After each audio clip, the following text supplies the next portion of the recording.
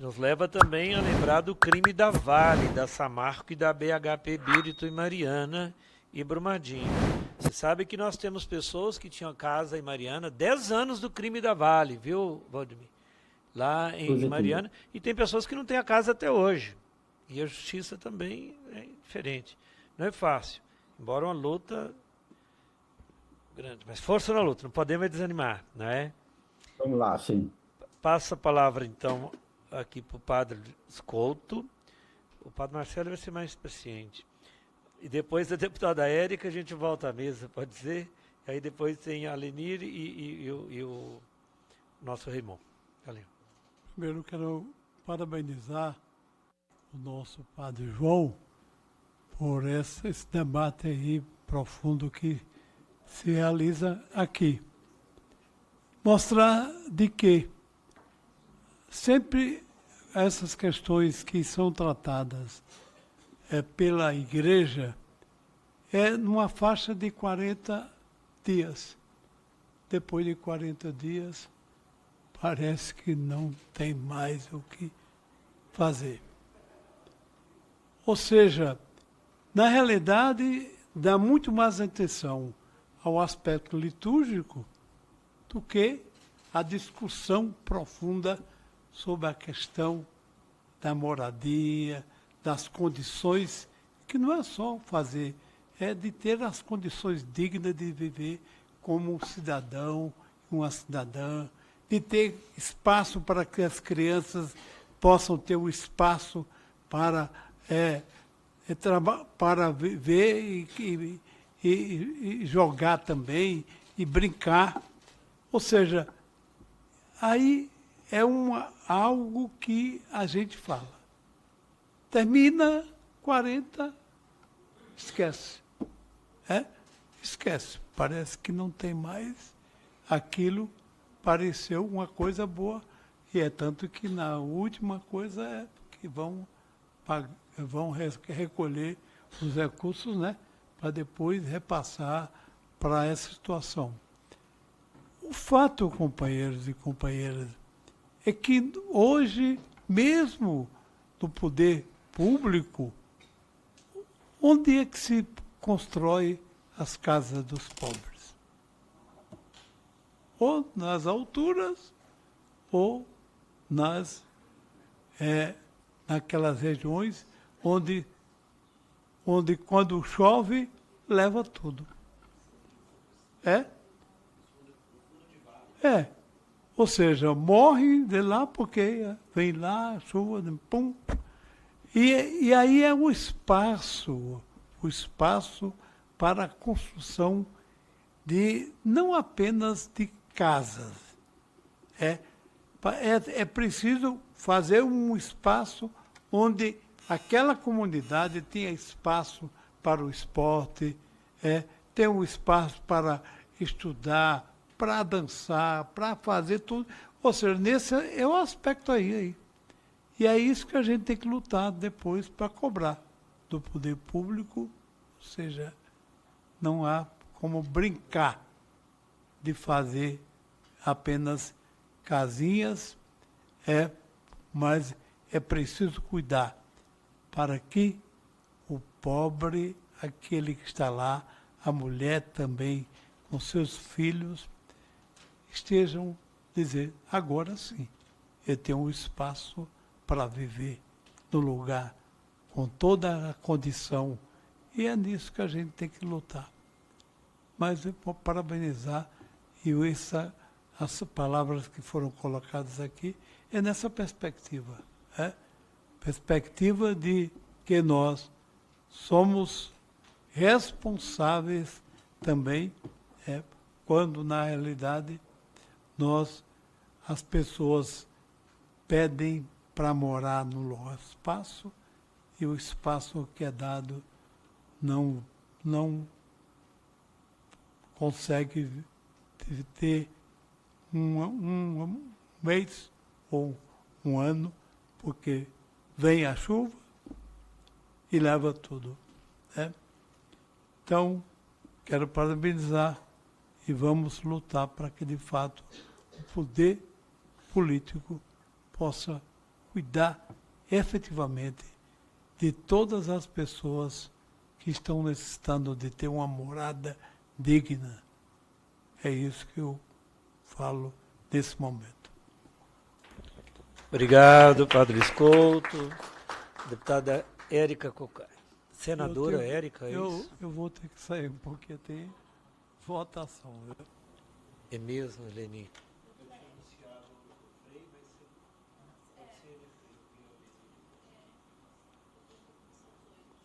Obrigado. Deputada Érica. Eu queria lhe parabenizar, deputado Padre João, pela realização desse espaço.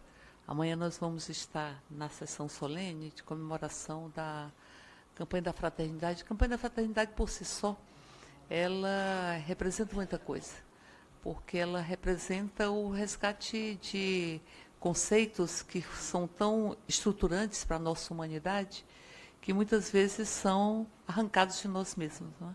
Então, há um processo de nos arrancar de nós mesmos. E digo isso porque nós estamos vivenciando este ano a campanha da fraternidade, falando em moradia e falando também numa casa comum. E quando a gente fala em moradia, tem razão o padre Luiz Couto, nós falamos de muita coisa. Primeiro a gente fala de território. Território. Então é muito impressionante, e na casa da Zezé, por exemplo, que eu tenho uma profunda respeito pela dignidade, pela força, enfim, pela ancestralidade que carrega.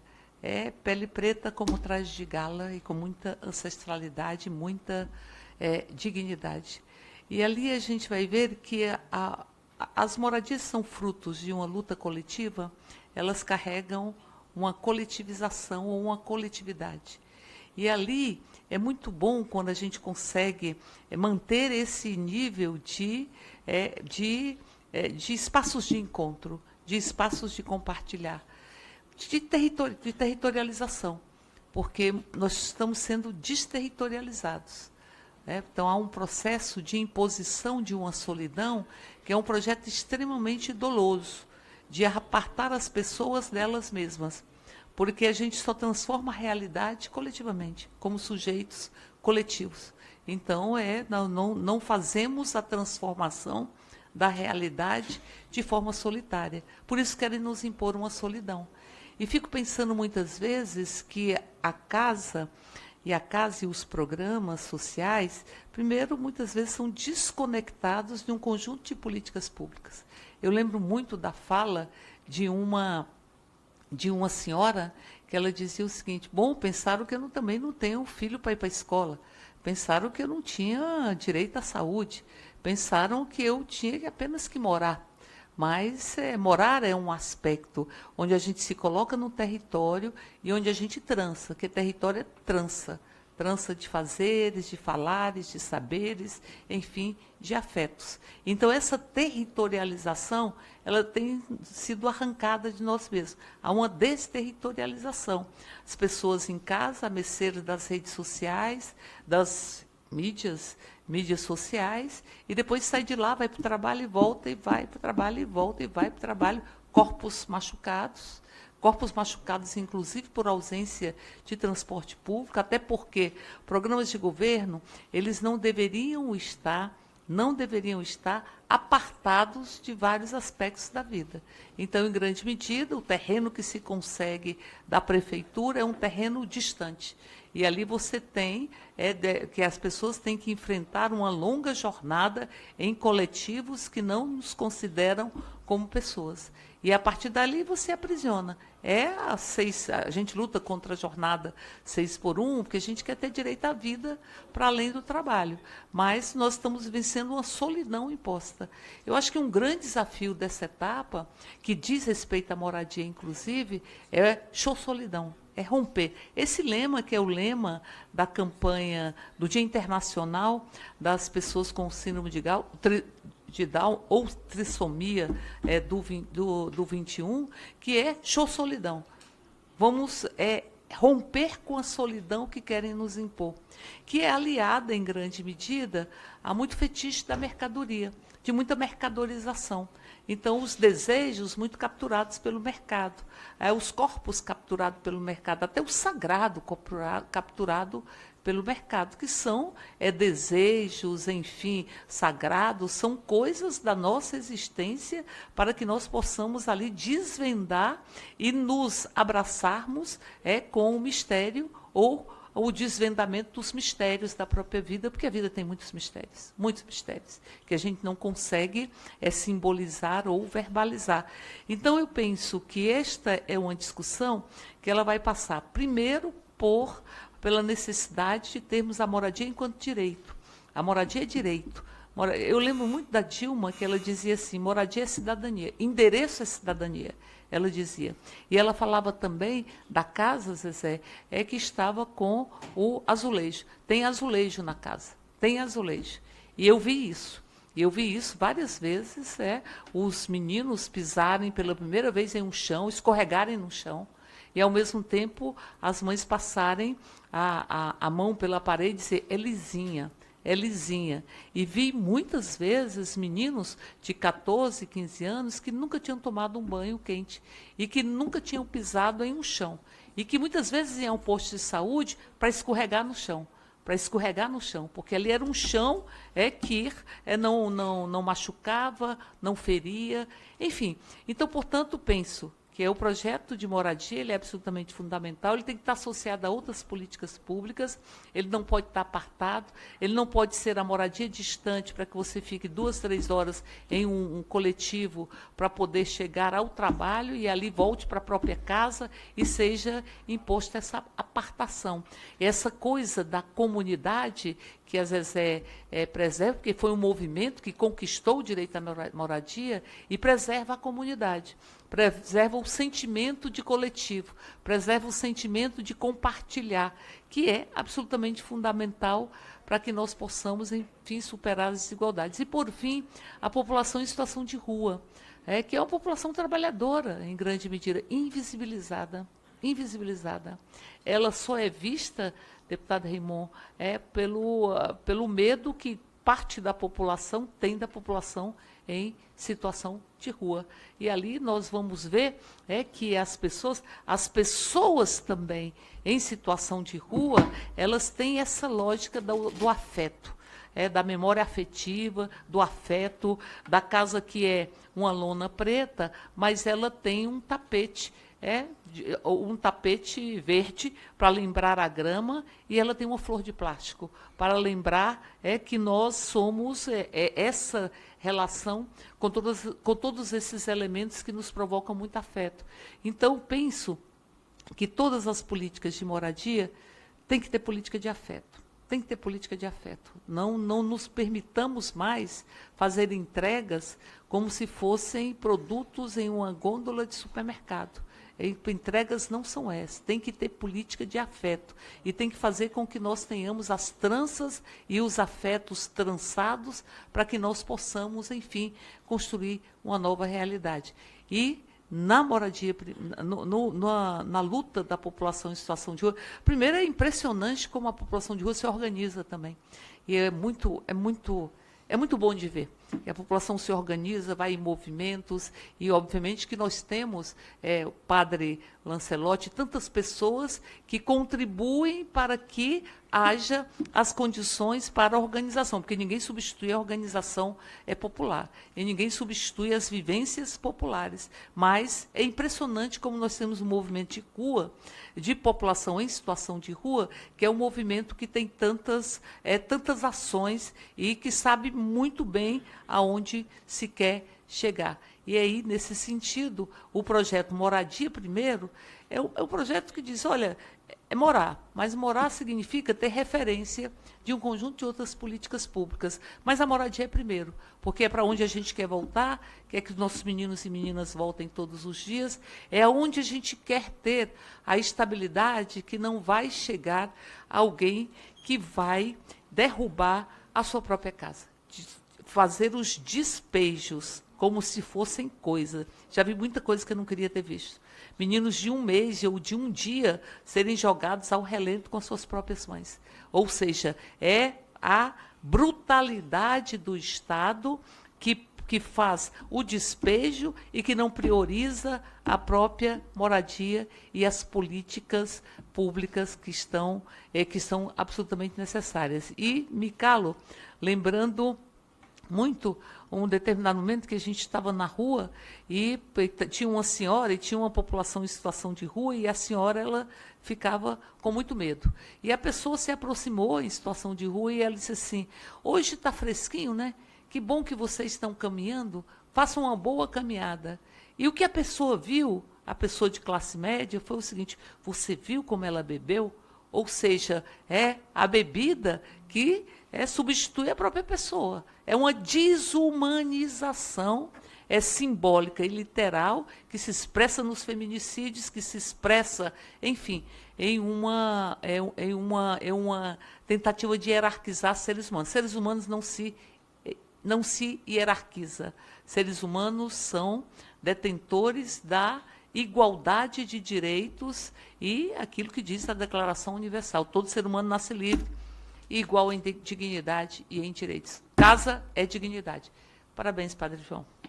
Parabéns pela participação e colaboração, deputada Érica. Estamos com 3 padres Obrigado. aqui. Tem 3 padres aqui nesta audiência pública. Mas quem faz o sermão, e foi bem qualificado, viu, Érica? Não é desqualificar só para não.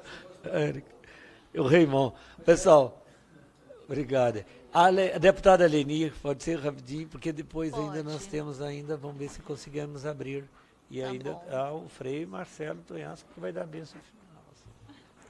Tá bom. Deputado Padre João, obrigada por me colocar a minha fala agora e parabenizo por essa audiência pública tão importante, que nos tocam muito, né?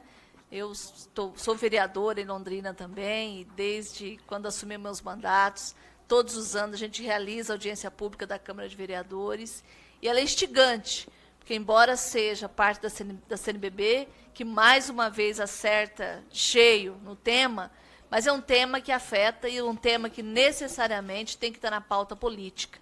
Então, parabéns pela sua audiência, parabéns para a Comissão de Justiça e Paz, também os nossos debatedores, né, que cada um traz aqui a experiência de vida, né? Seu Benedito, a Alessandra, né, a Zezé, que bom vê-la hoje, né, determinada, né, apesar dos pesares, do lugar que queriam colocá-la, mas você está aqui, que é o seu lugar, fazendo essa luta cotidiana. E o Frei Marcelo, perdoe-me por não poder ouvi-lo, mas eu tenho uma outra agenda, né, importante agora, enfim, todos os padres aqui, os demais padres que não são deputados, né, a gente saúda a todos os participantes aqui. Muito bem. Então, eu penso que o debate moradia, como já foi dito, não é um tema novo, né, dentro dos temas da campanha da fraternidade, que nós vamos celebrar amanhã também. Não é um tema novo de debate, né, nos parlamentos, mas nós não podemos perder esse espaço, essa chance de que de todas as comunidades no Brasil, pelo menos uma oração da campanha da fraternidade pela moradia estão fazendo. Porque, lamentavelmente, com o tempo também, né, foi se deixando de lado, e hoje, lamentavelmente, muitas comunidades não abordam esse tema como nós já abordamos isso nos anos 80, 90, no 2000, enfim, com a profundidade que tem que ser.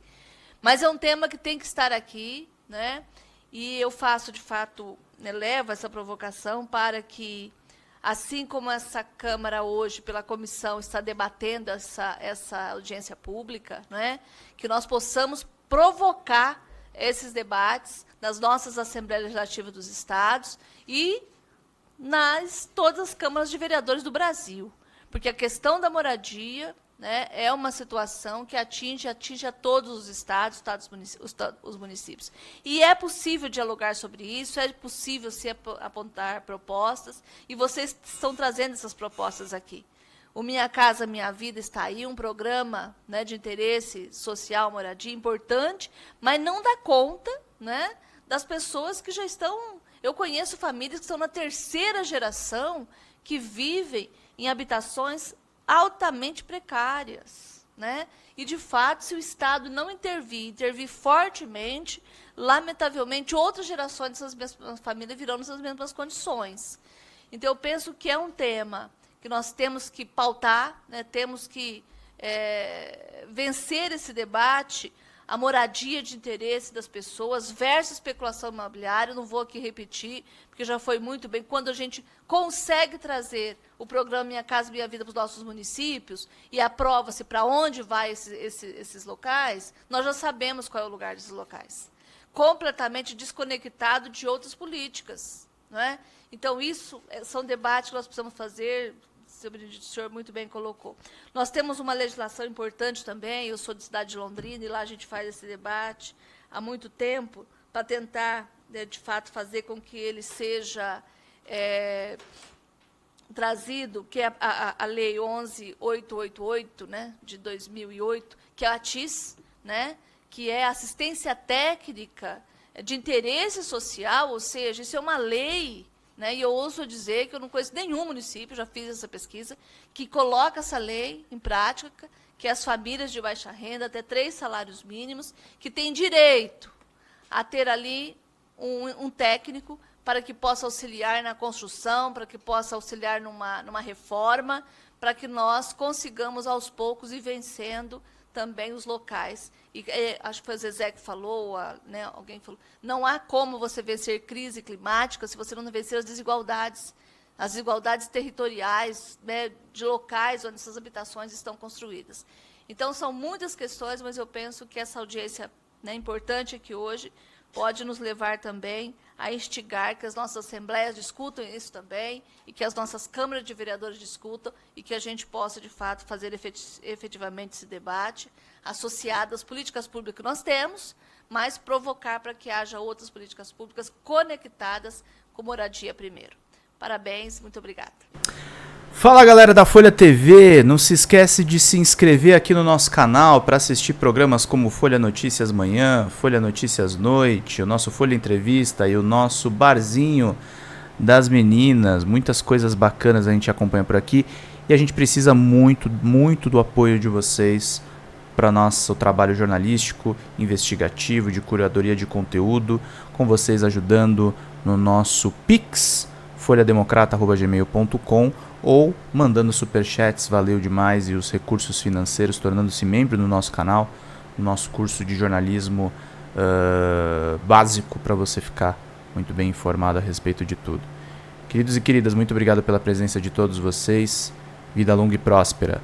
Cuidem-se, cuidem dos seus, e não esquece de se inscrever aqui na Folha TV. Até mais!